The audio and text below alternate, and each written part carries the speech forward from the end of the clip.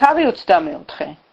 ელაპარაკა უფალი მოსეს და უთხრა: უბძანე ისრაელიანებს, მოგიტანონ ზეთისხილის სუფთა ზეთი, დაწურული გასანათებლად, რომ მუდმივად ენთოს ლამპარი. მოწმობის კრეცაფმელის გარეთ სადღესასწაულო კარავში დადგას იგი აარონმა, რომ მუდმივად იყოს უფლის წინაშე დილიდან საღამომდე. სამარადისო წესად ჰქონდეთ თაობიდან თაობაში. სუფთა სასანთლეზე უნდა ჰქონდეს მუდმივად დადგმული ლამპრები უფლის წინაშე. აიღე გამტკიცული ფქვილი და გამოაცხვე 12 პური. მეათედი ეფა უნდა იყოს თითეული პური. 2 რიგად დააწყო ისინი, თითოეულ რიგში 6 სუფთა ტაბლაზე უფლის წინაშე.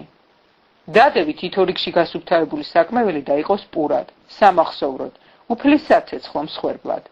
შაბათობით უნდა ჰქონდეთ დაწყობილი მუდმივად უფლის წინაშე. ეს არის სამარადისო აღთქმა ისრაელიანთაგან. აარონისთვის და მისი შვილებისთვის უნდა იყოს.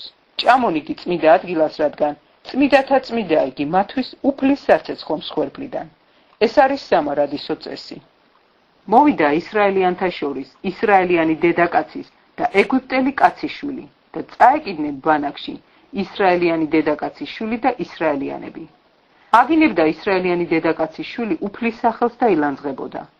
მიიყვანეს იგი მოსეს, დედამისი იყო შელომითი დიშრის სასული დანის ტომიდან და ყავდათ საპყრობილეში ვიდრე უფლის განაჩენს გაიგებდნენ. ელაპარაკა უფალი მოსეს და უთხრა: გაიყვანეთ მაგინებელი ბანაკის გარეთ და ყველამ ვინც გაიგონა დაადოს ხელი თავზე და ქვით ჩაქოლოს მთელმა საზოგადოებამ. ისრაელიანებს კი ასე უთხარი: ყველა ვინც თავის ღმერთს ლანძღავს, ცოდვას იგებს. უფლის სახელის მაგინებელი უნდა მოკვდეს. ქვებით უნდა ჩაქოლოს მთელმა საზოგადოებამ, დგმური იქნება თუ მკვიდრი. უფლის სახელის შეგინებისთვის უნდა მოკვდეს. ადამიანის მკვლელი უნდა მოკვდეს. პირუტყვის მკვლელმა სულის წილ უნდა ზღოს. ვინც რამე ზიანს მიაყენებს თავის თვისდომს, მასაც ისევე უნდა მოექცნენ, როგორც თავად მოიქცა. მოტეხილობა მოტეხილობის წილ, თვალი თვალის წილ, კბილი კბილის წილ. რა ზიანიც მიაყენა ადამიანს, მასაც იგივე ზიანი უნდა მიაყენონ. პირუტყვის მკვლელმა უნდა ზღოს იგი, ადამიანის მკვლელი უნდა მოკვდეს. ერთი სამართალი უნდა გქონდეთ მდგმურისთვის და მკვიდრისთვის, რადგან მე ვარ უფალი, თქვენი ღმერთი.